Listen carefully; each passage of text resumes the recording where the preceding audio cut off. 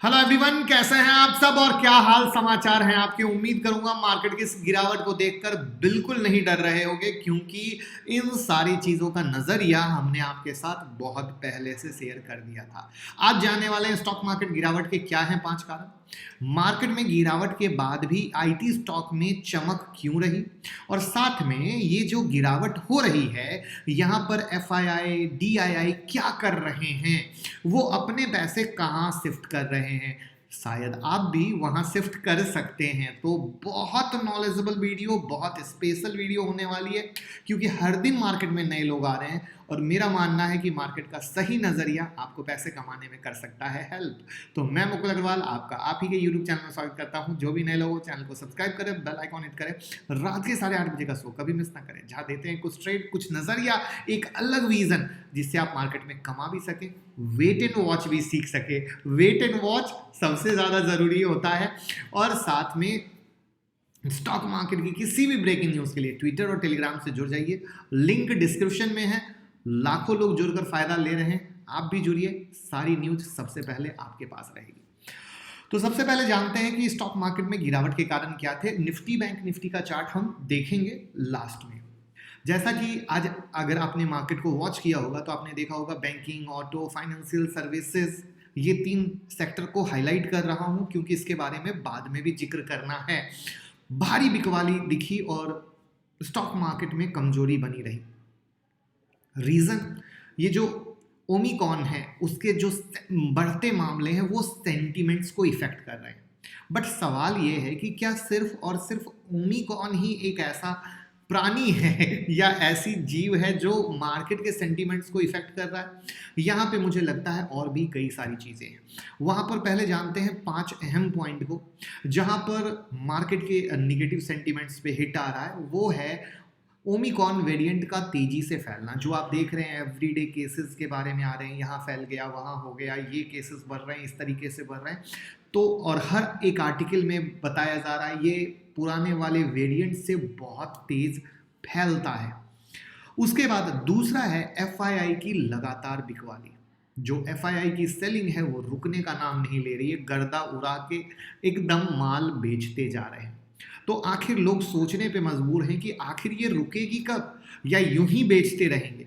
लेकिन अगर किसी ने गौर किया हो या जो पुराने लोग हों, वो एक चीज ध्यान से सुनिएगा और फिर उस सवाल का जवाब दीजिएगा। जिस भयंकर वाली एफआईआई ने बिकवाली की है, अगर आज के मार्केट की कंडीशन की जगह जो पहले मार्केट हमारा इंडिया का चला करता था, उस कंडीशन में अगर इतनी धुआंधार बिकवाली हुई होती तो आपको क्या लगता है मार्केट जो थोड़ा बहुत गिरा है वो थोड़ा बहुत ही गिरा रहता, या ये किस लेवल पर आ चुका होता। जैसे अभी अगर मैं बात करूं तो आज निफ्टी की क्लोजिंग कितनी हुई है, 16,985, करेक्ट। तो अगर ये पुरानी वाली मार्केट होता, इंडियन मार्केट हमारा पुराना वाला होता, तो इतनी धुआंधार बिकवाली के बाद आपको क्या लगता है निफ्टी कहां पे होता, कमेंट बॉक्स में जरूर बताइएगा। मेरा मानना है कि बिल्कुल निफ्टी में जिस तरीके से एफआईआई की लगातार बिकवाली हुई है, निफ्टी खूब आराम से आपको 16,000 15,500 के पास भी दिख जाती। आपका क्या मानना है बताइएगा। उसके बाद है बैंक ऑफ इंग्लैंड ने इंटरेस्ट रेट को बढ़ा दिया है। सेंट्रल बैंक आक्रामक हो गए हैं, अपने सारे पत्ते खोल दिए हैं कि हम किस तरीके से कैसे कैसे स्टेप लेने वाले हैं, जिसके बारे में कल मैंने क्लियर आप लोगों को हाईलाइट भी कर दिया और बता भी दिया, जहां पर किस तरीके से प्री कोविड लेवल में लाकर खड़ा किया जाएगा। और वहां पर उन सब चीजों के मद्देनजर मार्केट में गिरावट का रुख है। साथ में डॉलर इंडेक्स में कमजोरी है, ग्लोबल मार्केट कहीं से वो शार्प पावर नहीं दे रहा है जो मार्केट को उठाकर ऊपर ले जाए। तो ये वो चीजें हैं जो मिलकर मार्केट के निगेटिव सेंटिमेंट्स क्रिएट कर रही हैं। बट यहां पर मेरा मानना है कि ये जो चीजें हैं इनके साथ एक सबसे ज़्यादा इम्पॉर्टेंट चीज़ जो मुझे लगती है वो ये है कि मार्केट ने एक बहुत बम्पर रैली दी, बहुत अच्छा रिटर्न दिया। वहाँ पे बम्पर रैली और बम्पर रिटर्न के बाद मार्केट ओवर वैल्यूड हो गए थे और मार्केट को अपनी वैल्यूएशन एडजस्ट करना था, चाहे वो कल करते चाहे आज करते, बस वो एक बहाने की तलाश में थे और फाइनली वो बहाना उन्हें मिल गया और उस बहाने को मिलने के बाद अब वो मार्केट करेक्ट कर रहा है। क्योंकि एक चीज जान लिए, मैं जो भी कई सारे आर्टिकल हैं वहां पे ये जरूर आ रहा है कि सरकार या जो पब्लिक है वो कोविड से लड़ने के लिए अब एक कहते हैं ना माइंड प्रिपेयर होना, सेंटिमेंट की पहले जब पहली बार आया तो किसी को नहीं मालूम था तो डर स्वाभाविक है, दूसरी बार आया तो वापस से थोड़े आदी हो गए, अब ये तीसरी बार है तो माइंड सेट हो जाता है। तो इन सब के मद्देनजर मुझे लगता है जो मार्केट में एक करेक्शन चल रहा है ये एक बहुत बेहतरीन मौका है जहां पे आप अपने पैसे को रेडी रखेंगे तो वापस से अच्छे स्टॉक को अपने पोर्टफोलियो में डाल पाएंगे। अब हम बात करते हैं मार्केट में गिरावट के बाद भी आईटी स्टॉक में तेजी क्यों हुई। जैसा कि हमने आपको बताया कि भारी बिकवाली आपने हर सेक्टर में देखी, लेकिन आईटी स्टॉक क्यों चला, तो इसमें एक्चुअली रीजन ये है कि जो दिग्गज आईटी कंपनी है एक्सचेंजर, उन्होंने अपनी पहली तिमाही के लिए मजबूत रिजल्ट पेश किया है और कंपनी ने फाइनेंशियल ईयर 2022 के लिए एक मजबूत आउटलुक पेश करते हुए रेवेन्यू ग्रोथ गाइडेंस में 7% की बढ़ोतरी की है और ये जो हमारी इंडियन आईटी इंडस्ट्री है उसके लिए एक बेहतरीन संकेत माना जा रहा है। इससे माना जा रहा है कि आगे ग्रोथ बहुत अच्छा दिखेगा और कमेंट्री से ये क्लियर साफ है कि डिमांड बहुत मजबूत है और वो डिमांड वहाँ मजबूत है तो इंडियन आईटी इंडस्ट्री में भी वही मोमेंटम बना रहेगा और इसके मद्देनज़र जो हमारा टियर 1 आईटी कंपनी है इन्फोसिस, एचसीएल टेक, टीसीएस, ये बहुत बेहतरीन परफॉर्मेंस आने वाले वक्त में कर सकता है। अब आते हैं इस बात पे कि एफपीआई और डीआईआई क्या कर रहे हैं, जो जान लेना ज़रूरी है। देखिए यहाँ पर डोमेस्टिक फंड जो हैं डीआईआई, उन्होंने अपने एक्सपोजर को आईटी स्टॉक्स में जबरदस्त तरीके से बढ़ा दिया है और अपने एक्सपोजर को प्राइवेट बैंक और मेटल कंपनी में कम कर लिया है। जी हाँ, और वहीं पर एफआईआई एफपीआई ने भी डिफेंसिव स्टॉक में 31% की बढ़ोतरी की है और दूसरे स्टॉक में कटौती की है। अब बहुत सारे जो नए लोग होंगे उन्हें अगर ना पता हो कि डिफेंसिव स्टॉक क्या है, तो डिफेंसिव स्टॉक में 3 सेक्टर की काउंटिंग होती है। पहला आईटी स्टॉक, दूसरा फार्मा स्टॉक और तीसरा एफएमसीजी स्टॉक। तो अभी आईटी स्टॉक, फार्मा स्टॉक और एफएमसीजी स्टॉक ऐसे गिरते मार्केट में आप अपने पोर्टफोलियो के लिए ध्यान में रख सकते हैं। अब चलते हैं चार्ट पर और चीज़ों को और गहराई से समझने की कोशिश करते हैं। पहले चूंकि हमारे परिवार से हर एक दिन नए लोग जुड़ रहे हैं और सबसे पहले थैंक यू सो मच कि अब हम 9 लाख लोगों का परिवार हो चुके हैं जो यहाँ पर आपको दिख रहा है और ये सारा क्रेडिट सिर्फ आपको जाता है जहाँ पर आप लोग इतना प्यार दे रहे हैं, इतनी मोहब्बत दे रहे हैं और लोगों के साथ शेयर कर रहे हैं, तभी आज हम यहाँ तक पहुँचे हैं। और मेरा भी प्रॉमिस है कि बिल्कुल हम आपको आगे भी इसी तरीके से बेहतर एजुकेशन, बेहतर लर्निंग और मार्केट देखने का कंप्लीट अलग नज़रिया देते रहेंगे। बस आप हमें यूं ही प्यार देते रहें, सपोर्ट करते रहें और इस परिवार को और बड़ा करते हुए एक ऐसी दुनिया क्रिएट करनी है जहां पे लोगों को स्टॉक मार्केट की समझ एक नए पैमाने पर दिखे और वो कह सकें कि कोई भी सीख सकता है। जी हाँ, हर घर में, जो मैं हमेशा कहता हूँ, सेकेंड अर्निंग की बात करनी बहुत ज़्यादा ज़रूरी है, तो कोई भी कर सकता है। अब आते हैं निफ्टी और बैंक निफ्टी पर।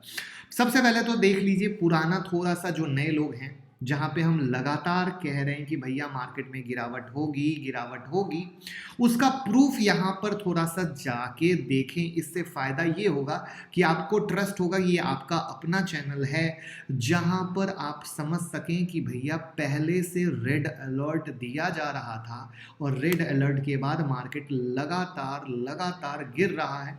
मैं स्क्रॉल करके वीडियो दिखा रहा हूं जिससे आपको क्लियर प्रूफ मिल जाए। आप भी स्क्रॉल करके जाके वीडियो को चेक कर लें, आपके पास क्लियर प्रूफ आ जाएगा कि मार्केट में गिरावट के बारे में न जाने कितनी बार red alert red alert red alert, यहां देखिए कर्सर से हाईलाइट कर रहे हैं रेड अलर्ट, स्पेशल वीडियो बना दी, हर चीज में गिरावट होगी, बना बना के मार्केट कहां तक आ गया। तो मेरे दोस्त, मेरे भाई, इस बात का ध्यान रखिए कि हमारी कोशिश है कि हम आपको पहले से अलर्ट करें। निवेशक देखिए क्या करें, हर चीज़ आपके सामने एक एक वीडियो है जिससे आप जान सकें कि आपका भाई दिन रात इस कोशिश में लगा है कि आपके पास पहले से खबर हो, आप किसी भी चीज़ को पहले से जानें और पहले से समझें कि नहीं क्या है। तो उसी चीज़ों के मद्देनज़र मेरा ये मानना है कि निफ्टी में जो आपने अभी गिरावट देखी है, यहाँ पे फिलहाल इसका जो सपोर्ट लेवल है 16,750 के पास का है, और वहाँ पे ये जो 17,070 के पास का ये रेसिस्टेंस पॉइंट है। बाकी तो ओवरऑल चिल्ला चिल्ला के थक गए कि 560 660 के नीचे कमज़ोर है, जो आप देख ही रहे हैं। और अब देखना है कि क्या ये आने वाले वक्त में 16,750 के नीचे बंद होती है, क्या उसके नीचे क्लोजिंग देती है, ये पूरा ध्यान देने की कहानी है।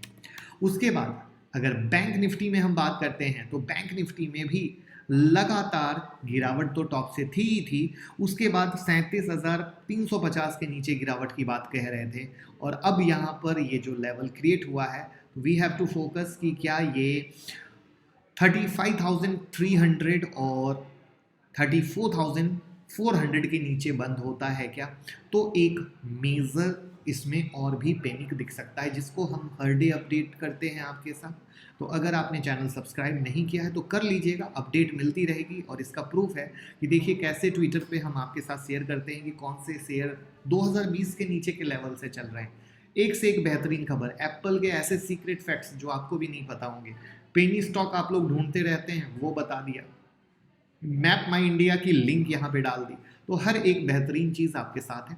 साथ में नेक्स्ट वीक के लिए कौन से स्टॉक पे काम करना है उसको मैं रिसर्च करके आपके साथ लेके आऊँगा, और तब तक 25 दिसंबर की ऑनलाइन क्लास सीट बुक कर ले, जहां अभी चल रहा है क्रिसमस का प्यारा सा मोहब्बत भरा मेगा ऑफर, जिसकी लास्ट डेट है 22 दिसंबर। अभी से सीट बुक करें, स्टडी मटेरियल लें, वीडियो लें, जिससे जब क्लास में आए, पढ़ के आए, समझ के आए, तो जब मैं आपको बताना चालू करूँ तो बिल्कुल मक्खन की तरह समझ में आए, और आपको मार्केट देखने का एक अलग नज़रिया मिले कि आखिर क्या था जो सर इतने टाइम से निफ्टी, बैंक निफ्टी में सेल सेल चिल्ला रहे थे, और मार्केट बिल्कुल स्टेप बाय स्टेप, ये देख रहे हो स्टेप बाय स्टेप वर्ड क्यों यूज़ किया, यहाँ से गिरावट हुई, रिकवरी हुई, फिर गिरा, फिर यहाँ से गिरा, रिकवरी हुई, फिर गिरा। तो क्यों स्टेप बाय स्टेप इस तरीके से कह रहे थे, इन सब चीज़ों को आप समझ सको, कब बाय करना है, कब सेल करके कमाना है, और कब हरे रामा हरे कृष्णा करके वेट एंड वॉच करना है। ये तीनों चीज़ें ट्रेडिंग में इंपॉर्टेंट आती है। उन सब चीज़ों को जानोगे, समझोगे तो मौका जाने मत दीजिए। 9708094321 पे